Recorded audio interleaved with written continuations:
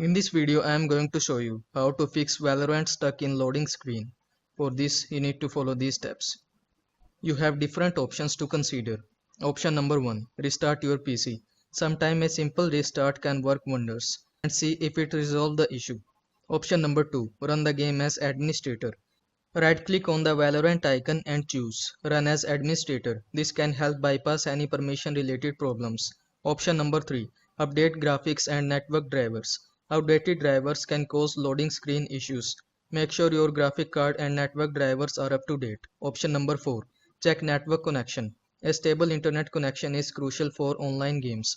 Double check your network settings and ensure there are no connectivity issues. Option number 5. Delete main fist files. Navigate to the Valorant folder and delete the main fist debug files Win64 file.